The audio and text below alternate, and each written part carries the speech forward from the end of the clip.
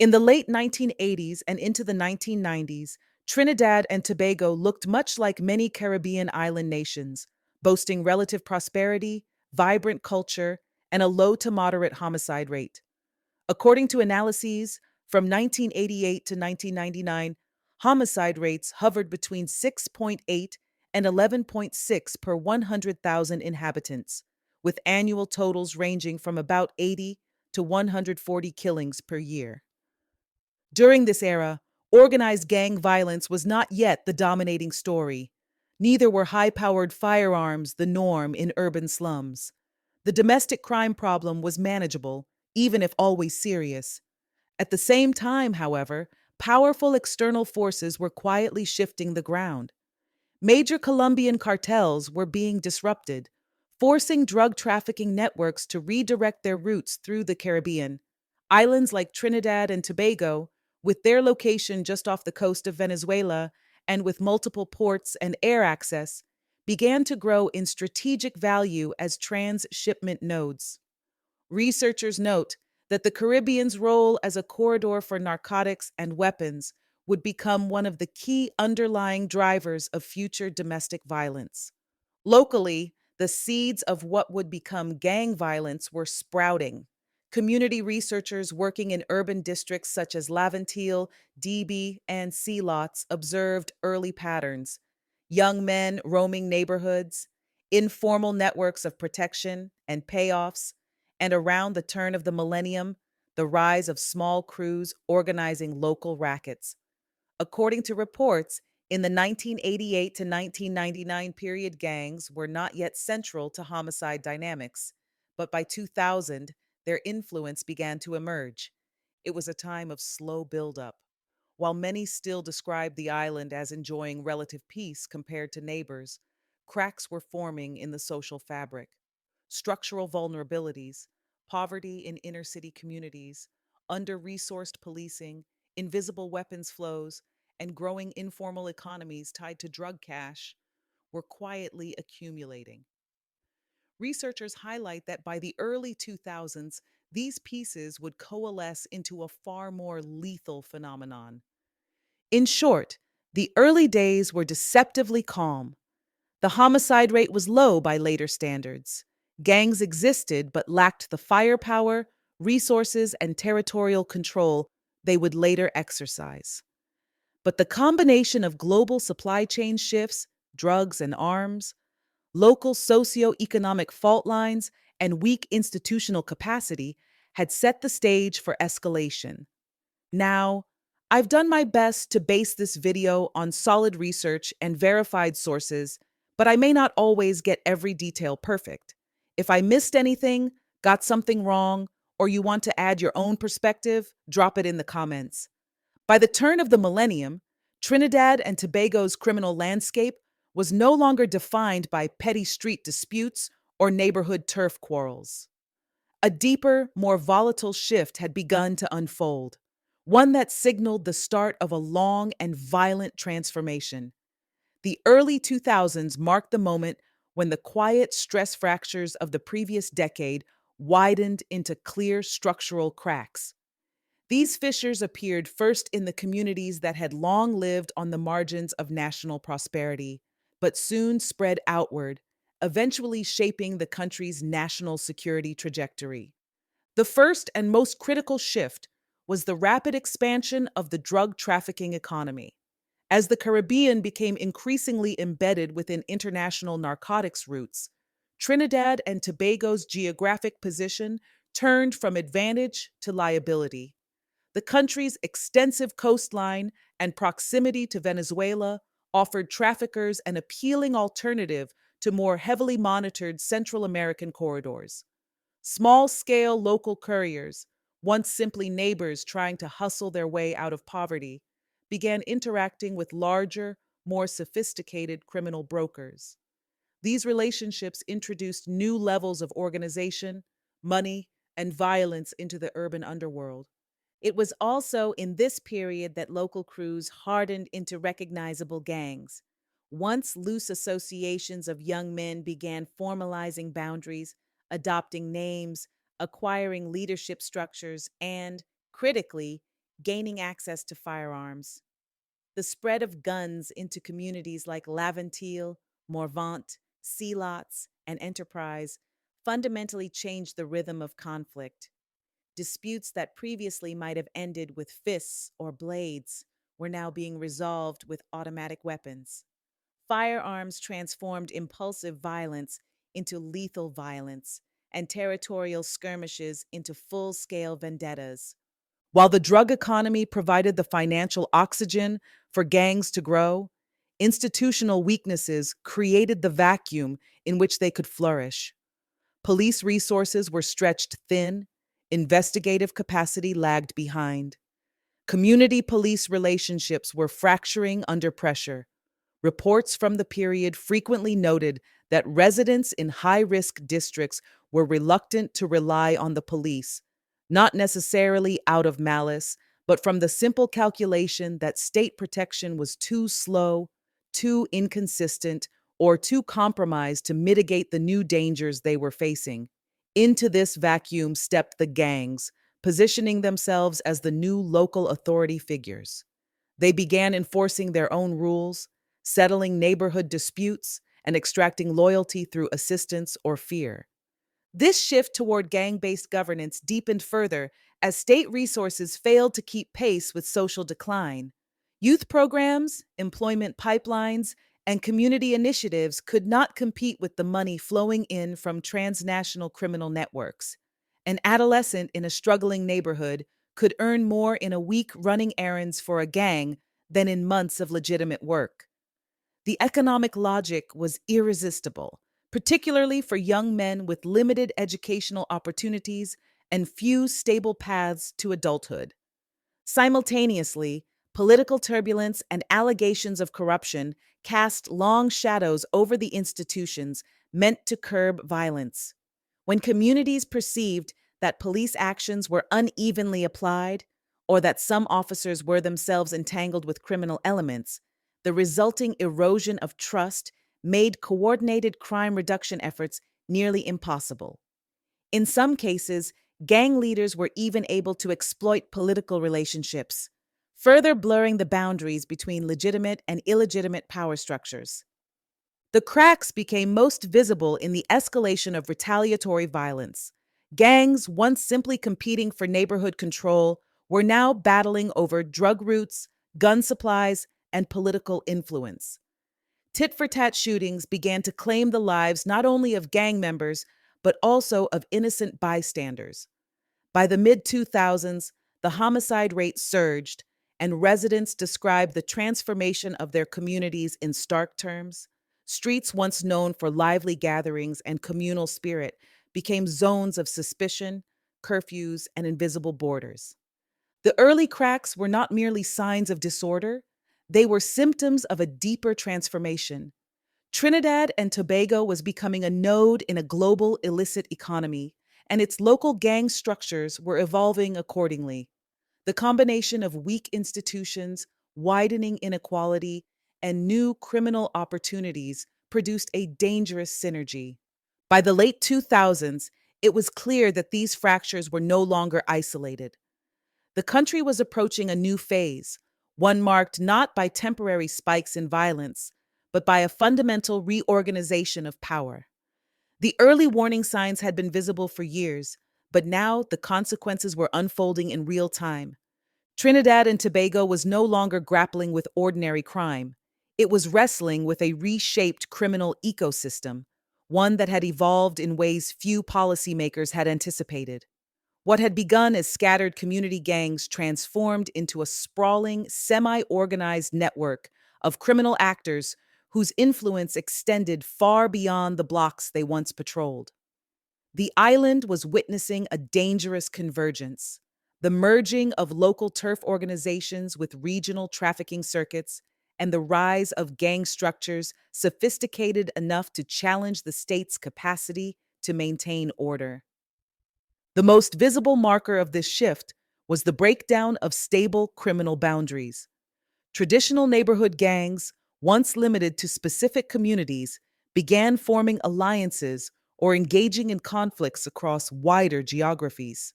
These were not ideological coalitions, these were business partnerships. Access to firearms, shared transportation corridors, mutually beneficial arrangements with corrupt facilitators, and the need to control emerging drug and extortion markets accelerated the cross pollination of gang networks. Violence was no longer confined. It spilled across districts, creating unpredictable surges in shootings and homicides. At the same time, a new layer of criminal activity emerged: the entrepreneurial gang model. No longer dependent solely on drug sales, groups diversified into extortion, kidnapping, fraudulent contracting, human trafficking, and protection rackets. The explosion of construction activity and state contracts in the 2010s created fresh opportunities for infiltration. Some gangs positioned themselves as intermediaries in community projects. Others demanded a cut from companies seeking to operate in their territories. Crime was becoming formalized, monetized, and embedded in the economic bloodstream of the country. This expansion of criminal enterprise was supported by a critical enabling factor: the industrial scale trafficking of weapons. Trinidad and Tobago's porous maritime border with Venezuela, just a few miles across the Gulf of Paria, facilitated the steady inflow of illegal firearms. As Venezuela descended into political and economic crisis, arms dealers, deserters, and opportunists turned the coastline into a hub for cross border exchanges. Traders swapped fuel, food, and cash for pistols, rifles, and high caliber weaponry. The guns that once trickled in now arrived in a torrent, fueling an arms race between gangs and elevating the lethality of everyday confrontations. Meanwhile, the state's response was struggling to adapt. Law enforcement agencies attempted to modernize, adopting new units, task forces, and surveillance techniques.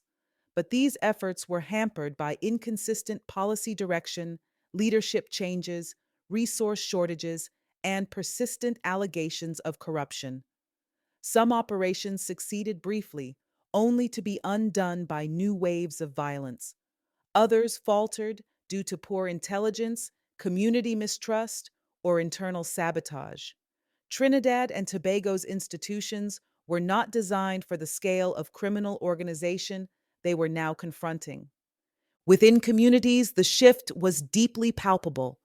In some areas, gang leaders became de facto authorities, resolving disputes, enforcing curfews, controlling who could enter or leave, and determining which businesses could operate.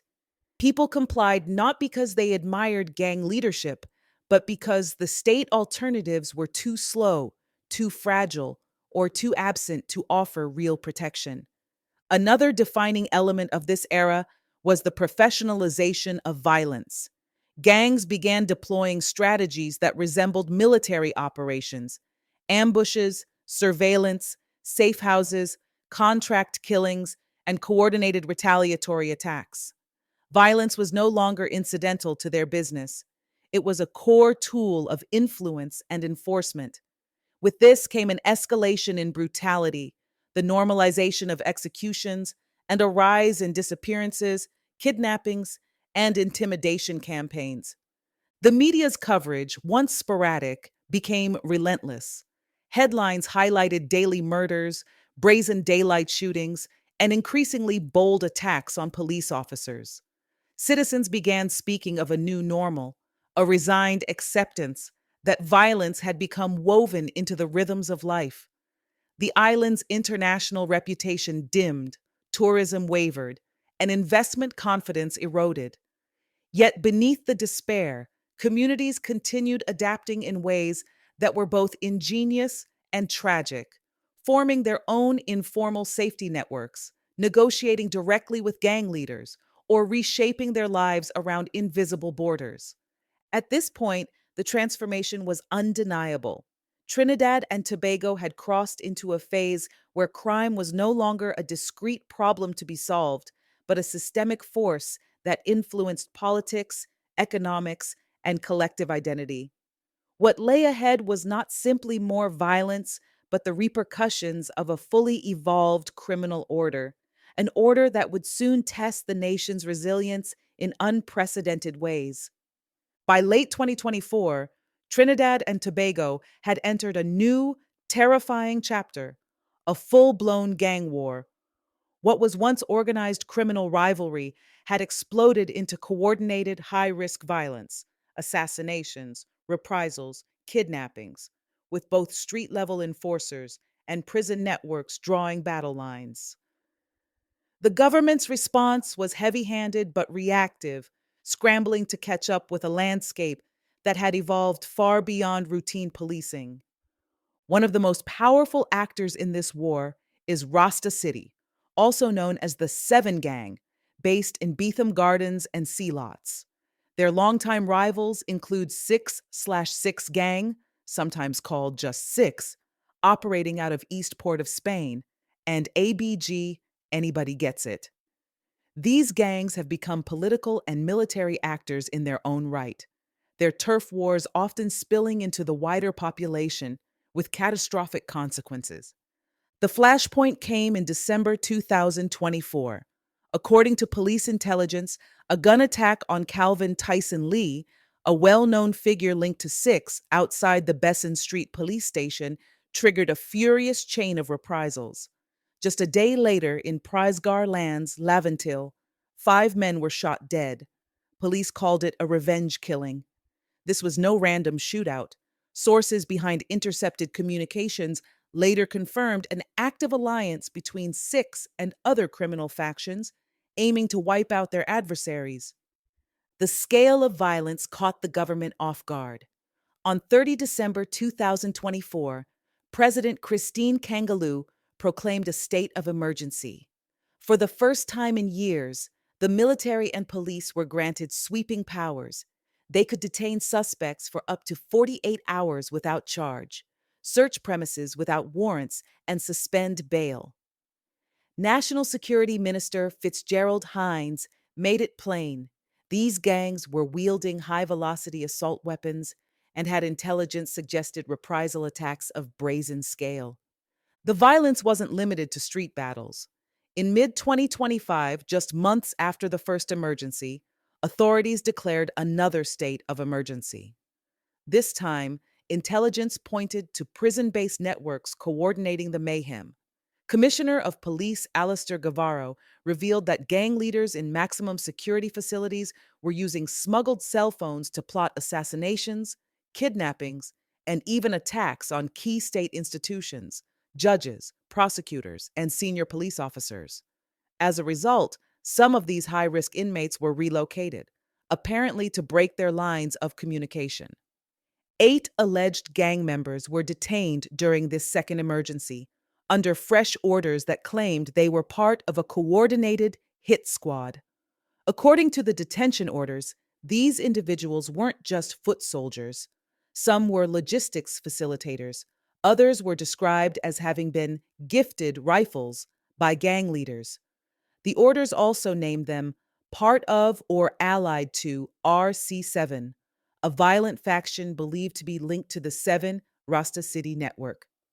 Beyond the immediate violence, a wider social wave was crashing through communities. Kidnappings, once rare, started being linked to gang extortion networks and retaliation cycles. The public heard of plots to murder not only rival gangsters, but state officials, a chilling signal that the criminal threat wasn't just local, it was systemic. The police did respond aggressively. By January 2025, over 200 suspected gang members had been arrested under the emergency powers. Assistant Commissioner Richard Smith said operations were intelligence led and made use of anti gang legislation as well as the extraordinary SOE powers. According to senior police, certain types of crimes saw sharp reported drops. Kidnappings, for instance, fell by as much as 60%, and murder rates halved in several police districts. But even these efforts laid bare the deep institutional failure that had allowed the wave to swell. Drug fueled gun markets, entrenched gang alliances, prison corruption, and weak oversight had all combined to create a criminal ecosystem that was now operating in plain sight. The state's reactive, militarized approach, while necessary in the short term, did not address the root power structures. The gang hierarchies still existed, some sheltered in prison, others running extortion rackets and violent reprisals from the street. In the ensuing months, as the SOE continued, authorities vowed to dismantle the networks. But they also acknowledged this is not just a crime problem anymore, it's fundamentally a governance crisis. The wave of criminality, once welcome in the shadows of politics and community, was now threatening the very foundations of the state. By mid 2025, Trinidad and Tobago found itself standing on a knife's edge.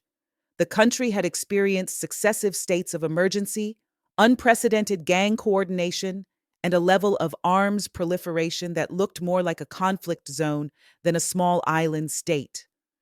For many citizens, it felt as if the country had crossed an irreversible threshold, a point beyond which normalcy could not return. Yet beneath the exhaustion and fear, there were signs, however fragile, that this crisis could still be steered toward recovery. The question was whether the nation had the will, discipline, and political courage to act before the gap hardened into permanence.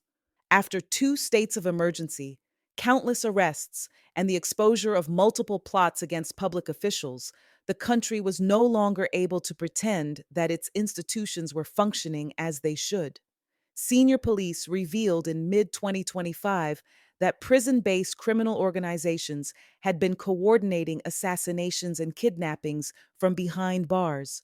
Such admissions made it impossible to deny the degree of corruption and oversight failure that had been eating away at the system for years.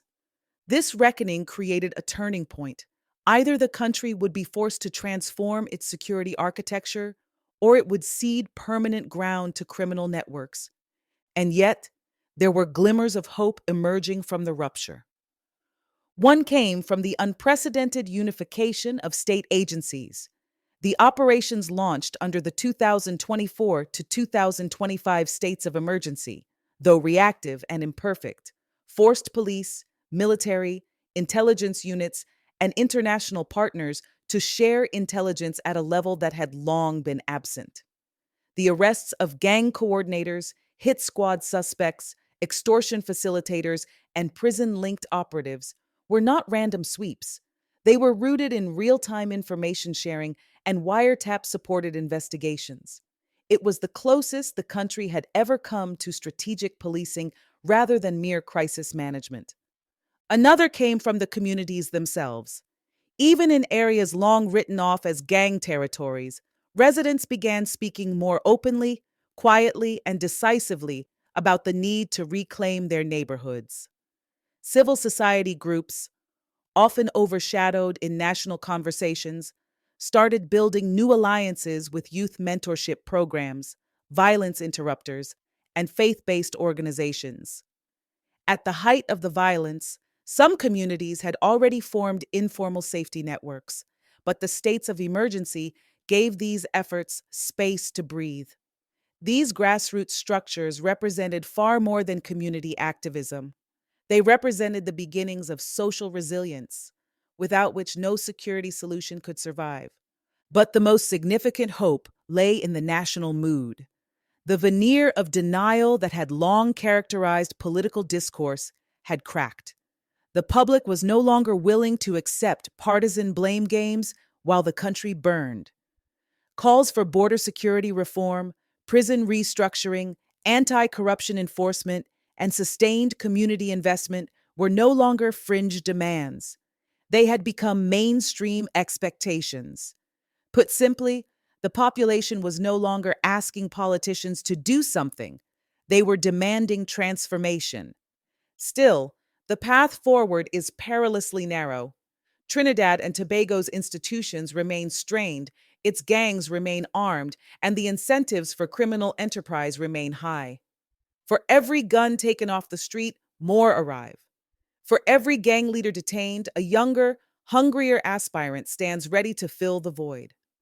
The country's future depends on whether it can shift from episodic militarized crackdowns to long term structural reform, border control, intelligence fusion, youth investment, and corruption resistant governance. The nation has not yet passed the point of no return, but it is standing at the threshold, and the clock is ticking. The hope that exists is real, but so is the danger. Trinidad and Tobago is living in a moment that will define its next generation. Whether it becomes a cautionary tale or a story of resilience depends on what it chooses to build from the ruins of this violent reckoning. What do you think is the biggest turning point that led us to where we are today? Was it the infiltration of foreign criminal networks, political neglect, the collapse of community structures? Something else? Drop your thoughts in the comments below. Your perspective helps continue the conversation and may shape future investigations on this channel. If this video gave you new insight into the Caribbean reality, hit the like button so YouTube knows this is a conversation worth amplifying. And if you're new here, subscribe and turn on notifications. We publish investigations, untold histories, and regional analyses of stories that affect our people across the Caribbean.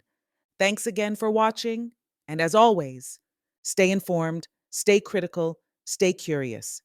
This is Caribbean Files. Until next time.